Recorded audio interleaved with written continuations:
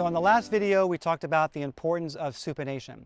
Next, I'm going to show you how to bridge the setup into the power drive, okay? So once we've gotten through the stance, we've gotten through stage 2 in the toss, we've gotten to the triple link, into stage 3, into the setup, we have a supinated position, stabilizers up. Now once we've reached this point and we begin to push off, the next thing is the power drive.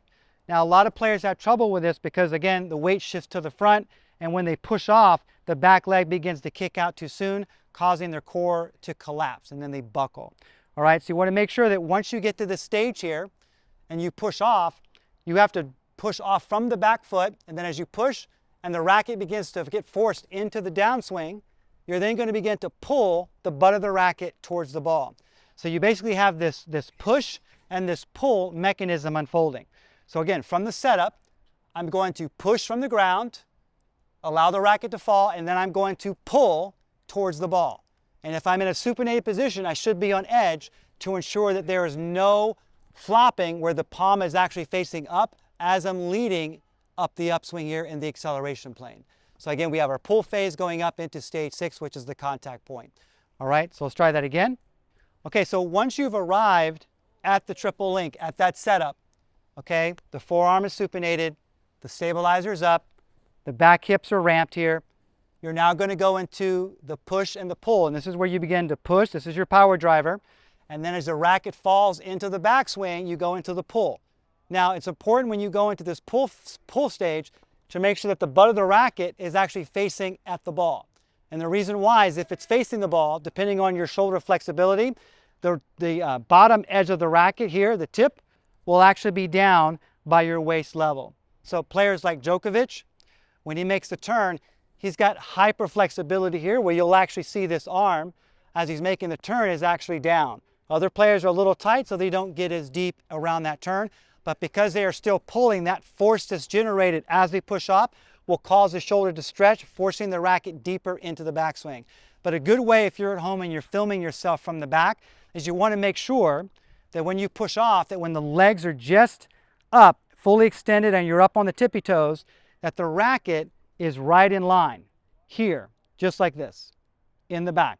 Notice that this angle of the racket face here is in line with the back of this sagittal plane here before it tracks up through the acceleration phase here. If it's open or if it's short, chances are you've begun to open the palm, and this hinge by default begins to open up. But next we're going to talk about the upswing. This is one of the most difficult things for players, is to actually maintain an edge as they lead up through the upswing.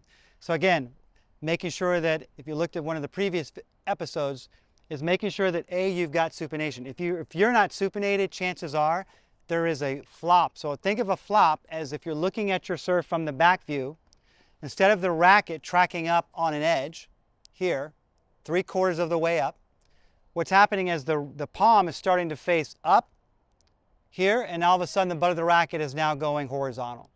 And so you want to make sure that as you're going up that you maintain the edge, and then it's only at contact that as you make the transition from a supinated position into long axis rotation or pronation here in the forearm, that the racket strings are now on the opposite side.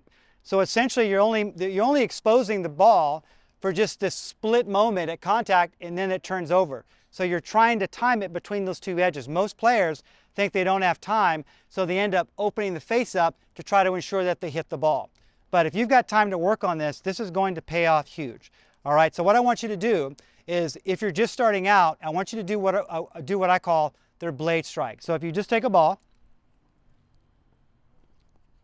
you wouldn't do this in a match, but this is just to shape it, as you can get into a preset, and then as you get supinated here, you just toss, and as you go up, you make contact on the edge. This is what I call a blade strike here.